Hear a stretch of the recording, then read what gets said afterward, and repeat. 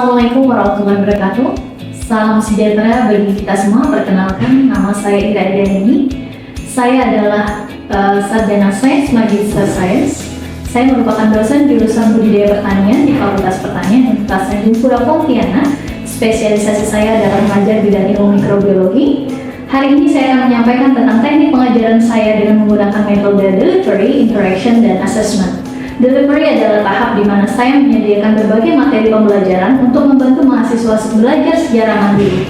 Interaction adalah kegiatan tatap muka antara dosen dan mahasiswa yang dilakukan di kelas untuk membahas mata kuliah. Assessment adalah proses pemberian tugas terstruktur yang sudah direncanakan, seperti membahas artikel dan kuis untuk menyelesaikan kasus.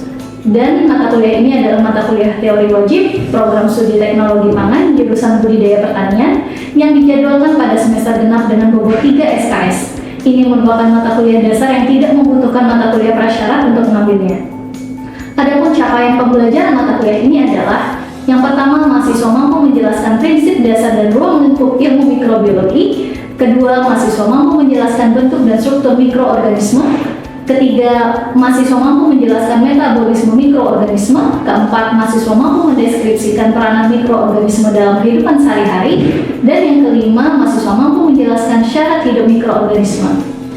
Deskripsi mata kuliah dasar-dasar mikrobiologi adalah mata kuliah memberikan pemahaman dasar kepada mahasiswa terkait bidang ilmu mikrobiologi, meliputi pengantar sejarah mikrobiologi, bentuk dan struktur sel, pertumbuhan mikroorganisme, enzim dan metabolisme dalam mikroorganisme, faktor pertumbuhan baik biotik dan abiotik, serta peranan mikroorganisme dalam pangan. Mata kuliah ini mencakup topik sejarah ilmu mikrobiologi, klasifikasi makhluk hidup dan perbedaan mikroorganisme dengan hewan dan tumbuhan, serta karakteristik struktur sel mikroorganisme. Selain itu, mata kuliah ini juga membahas karakteristik pertumbuhan mikroorganisme dan metabolismenya yang menjadi dasar peranannya di bidang industri pangan. Mata kuliah ini juga membahas aplikasi mikroorganisme di bidang industri pangan, khususnya untuk produk fermentasi. Mahasiswa akan diperkenalkan pada isu-isu terkini dalam bidang mikrobiologi pangan dan diajarkan untuk mengembangkan inovasi produk fermentasi yang berbasis pemanfaatan mikroorganisme fungsional. Setelah mempelajari mata kuliah dasar-dasar mikrobiologi, mahasiswa diharapkan mampu: pertama, memahami dan menjelaskan ruang lingkup dasar-dasar mikrobiologi dan sejarah singkat perkembangan ilmu mikrobiologi. Kedua, memahami dan menjelaskan struktur sel mikroorganisme. Ketiga, memahami dan mendeskripsikan kelompok mikroorganisme berdasarkan sumber karbonnya. Keempat, memahami dan menjelaskan tentang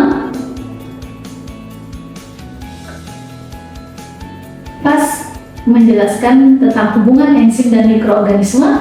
Yang kelima, memahami dan menjelaskan faktor pertumbuhan mikroorganisme, kurva tumbuh, serta faktor-faktor yang mempengaruhi pertumbuhan mikroorganisme baik biotik maupun abiotik. Yang keenam, memahami dan menjelaskan metabolisme mikroorganisme. Dan yang ketujuh, memahami peranan mikroorganisme dalam industri pangan. Dan yang kedelapan, mengaplikasikan pengetahuan yang diperoleh dalam mengolah produk fermentasi makanan di bidang industri. Seri pembelajaran pada mata kuliah dasar-dasar mikrobiologi adalah: pertama, penggolongan makhluk hidup serta perbedaannya, perkembangan ilmu mikrobiologi dari tahun ke tahun. Ketiga, bentuk, ukuran, dan struktur sel mikroorganisme. Keempat, respirasi mikroorganisme. Kelima, kelompok mikroorganisme berdasarkan sumber karbonnya. Keenam, enzim dan klasifikasinya. Faktor-faktor yang ketujuh, faktor-faktor yang mempengaruhi pertumbuhan mikroorganisme baik biotik dan abiotik. Kedelapan, metabolisme mikroorganisme. Kesembilan, pertumbuhan mikroorganisme. Dan kesepuluh, peranan mikroorganisme di bidang industri pangan. Ada rujukan pembelajaran sebagai bentuk strategi delivery. Proses penyampaian materi ke mahasiswa yaitu dengan menggunakan beberapa strategi, yaitu teks, diantaranya buku Brock Biology of Microorganism edisi 16 karya Medigan dan kawan-kawan. Saya juga menggunakan berbagai literatur dari jurnal penelitian yang relevan dan materi, dan beberapa berasal dari jurnal penelitian saya. Untuk sistem interaction, saya menerapkan metode Student Center Learning Platform. Yang saya gunakan adalah e-learning Universitas Tanjung Pura, di mana mahasiswa dapat mengisi presensi kelas, mengisi kuis, dan mengumpulkan tugas yang diberikan. Adapun pelaksanaan assessment dalam pembelajaran, dalam proses ini bagaimana cara saya melakukan evaluasi penilaian terhadap mahasiswa di awal pertemuan.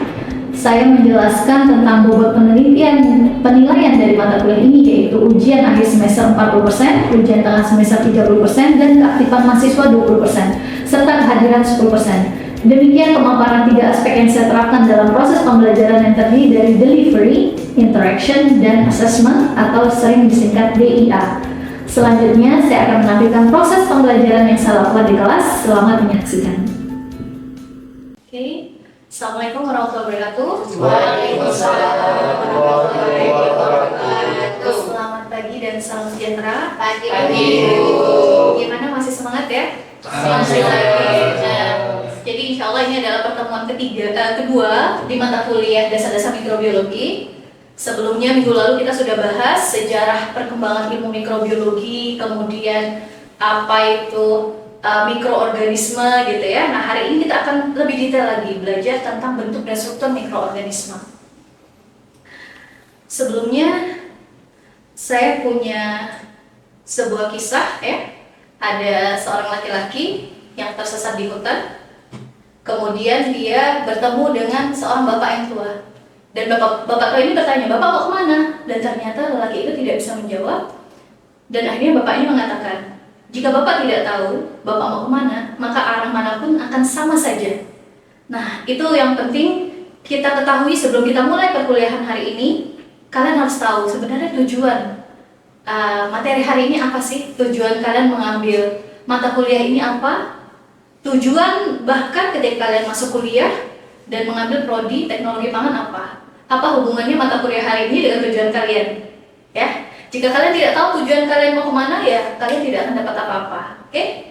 Nah, adapun subcapaian pembelajaran mata kuliah hari ini yaitu kalian dapat menjelaskan dan menggambarkan bentuk-bentuk sel mikroorganisme. Kemudian kalian dapat menjelaskan juga susunan sel mikroorganisme. Untuk nilai seperti yang sudah saya sampaikan juga di pertemuan sebelumnya ya, UAS 40%, UTS 30%, tugas dan keaktifan 20%, dan presensi 10%. Jangan lupa presensi sudah saya buka 15 menit pertama tadi, akan ditutup di e-learning. Bagi yang belum presensi silahkan presensi. Adapun referensi yang saya gunakan buku Brock and Milligan bersama file PPT ini sudah saya upload juga di e-learning ya. Sudah bisa kalian pelajari. Nah, sebelum mulai saya ingin flashback materi sebelumnya. Ada yang ingat apa itu mikroorganisme? Ya, silakan. Nama, NIM. Baik, saya Imam. NIM C150-323-127. Ya, silakan.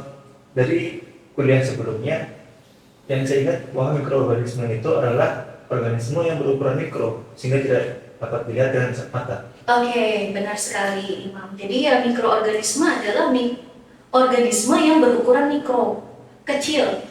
Ia berbeda dengan sel-sel pada umumnya. Dan mikroorganisme itu yang namanya mikro ya, mikro, dan dia merupakan sel tunggal, beda dengan organisme multiselular ataupun sel eukariot. Jadi bisa dilihat di sini gambarnya, ini adalah sel prokariot atau mikroorganisme ya, dan ini adalah sel eukariot, adalah contohnya sel hewan. Namun ada, selain ukuran, ada lagi yang membedakan antara sel prokariot dan eukariot. Kira-kira dia masih ingat nggak? Ada yang tahu nggak kira-kira apa perbedaan mendasar dari sel prokariot dan eukariot? Ya, silakan. Perkenalkan, nama saya Zulfa, NIM C13325.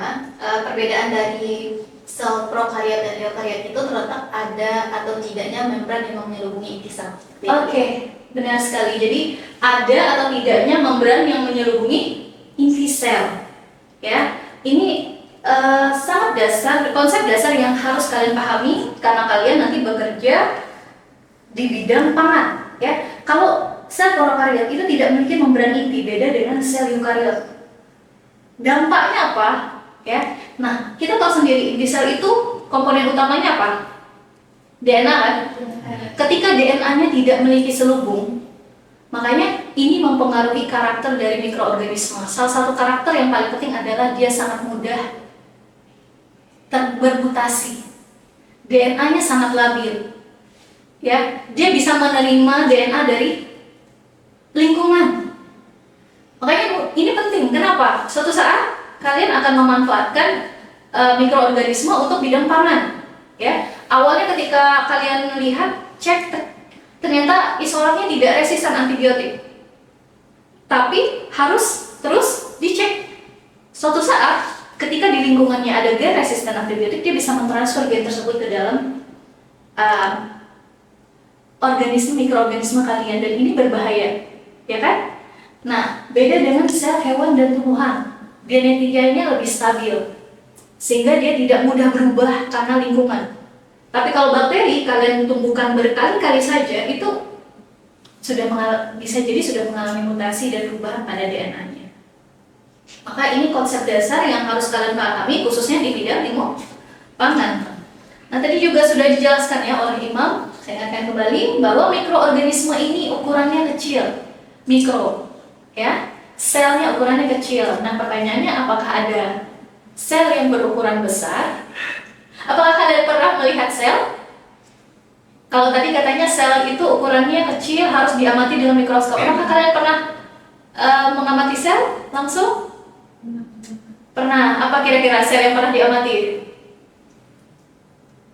Ini di bawah mikroskop atau Yang langsung tanpa mikroskop? sel telur ayam? Oke, sel telur. Pernah makan sel telur berarti ya? Nah, jadi ternyata ukuran sel itu beda-beda. Ada ukurannya mikro, ada yang besar, bahkan ada yang 1 meter. Apa? Sel saraf. Nah, jadi kita sebenarnya pernah melihat sel ya. Ukuran sel yaitu ya seperti telur itu, gitu ya, sel telur. Kemudian, nah, perbandingan ukuran sel prokaryotik dan eukaryotik, kalau dilihat di sini jauh sekali ya ukurannya. Bisa dilihat sel prokaryotik ini dia berwarna ungu, ukurannya sangat kecil, dan ini dibandingkan dengan sel epitelium mukosa pada manusia. Jadi termasuk sel mamalia, ukurannya sangat jauh berbeda. Nah, karena ukuran yang berbeda, ketika kita ingin mempelajari struktur dan susunan sel mikroorganisme, maka kita harus menggunakan alat yang namanya mikroskop, ya. Nah, jadi memang perkembangannya di pekan lalu juga sudah sempat saya bahas bahwa perkembangan ilmu mikrobiologi ini sangat berkaitan erat dengan penemuan mikroskop. Sebelum penemuan mikroskop belum diketahui bahwa ada yang namanya mikroorganisme berukuran kecil, gitu ya. Nah, mikroskop yang biasa digunakan bisa mikroskop cahaya. Sebelum mengamati biasanya kita warnai dulu selnya agar lebih jelas, gitu ya. Nah, selanjutnya ada juga yang namanya mikroskop elektron. Dia resolusinya lebih tinggi dibandingkan mikroskop cahaya, namun dia tidak bisa mengamati sel hidup, gitu. Jadi karena ada metode penyiapan preparat yang harus mematikan sel. Dan mikroskop elektron ini juga terbagi menjadi 2, TEM dan SEM, ya. Ini adalah mikroskop SEM, jadi dia lebih melihat scanning ya, permukaan, ya, permukaan mikroskop. Sementara kalau TEM ini lebih kepada irisan tipis, ya, struktur bagian dalamnya, ya, struktur internal di dalam sel. Nah, kemudian saya juga ingin mengatakan ini tadi sudah dibahas ya, sel prokaryotik yaitu sel yang materi genetiknya tidak diselubungi membran inti, jadi nukleoid, hanya ada daerah tempat DNA-nya berada, gitu ya, terkonsentrasi dalam nukleoid. Dan di luarnya memiliki membran plasma yang terdapat dinding sel yang biasanya dilengkapi oleh pili dan flagel. Makanya nanti ternyata jenis mikroorganisme itu juga dipengaruhi oleh struktur bentuk dari dinding selnya. Nanti kita akan belajar. Nah, kemudian ini adalah gambar sel prokaryotik, ini dari luar ya. Kemudian ini yang transparan pada sel E. coli. Dan ini adalah bentuk-bentuk morfologi sel. Jadi bakteri itu ternyata variasinya sangat beragam. Ada yang bentuknya bulat, kokus, ada yang batang, rods, ada yang berbentuk spiral, ya. Kemudian ada yang seperti ini, spirochete, ada yang body seperti tunas, dan ada yang berbentuk filamen. Mikroorganisme ya. Jadi ada mikroorganisme, ada bakteri, ada fungi, ada Anker, gitu ya, ada Kamil, bentuk selnya beda-beda. Dan susunannya juga berbeda-beda. Ada yang satu fokus, ada yang diplokoki ketika dia bulat, dua gitu ya. Kemudian ada yang membentuk rantai atau seperti anggur, Staphylococcus, ya. Biasanya contohnya adalah Staphylococcus aureus, bakteri pada permukaan kulit manusia ya, penyebab jerawat. Ya, kemudian ada yang berbentuk batang, ada yang susunannya dua-dua batangnya, ada yang panjang Streptococcus gitu ya, dan ada juga bentuk filamen seperti Actinobacteria, Streptomyces. Nah, ukurannya pun ternyata walaupun sama-sama mikron tapi beda-beda.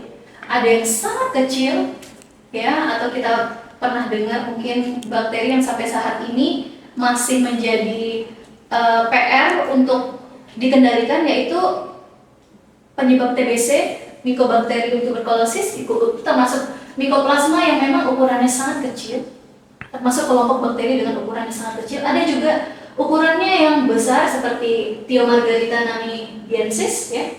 Nah, ini adalah dua contoh gambar bakteri yang memang termasuk ukurannya lebih besar dibandingkan dengan bakteri pada umumnya.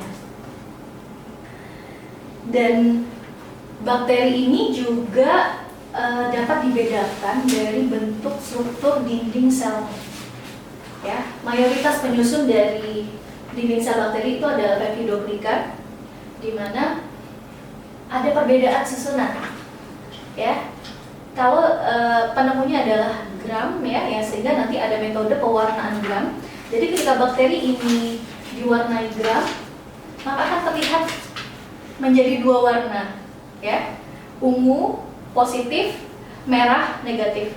Kenapa bisa dua warna? Karena struktur selnya berbeda. Jadi dia memiliki afinitas penyerapan warna yang berbeda, terutama pada peptidoglikannya. Nah, kalau misalnya gram negatif bisa dilihat peptidoglikannya lebih tebal ya.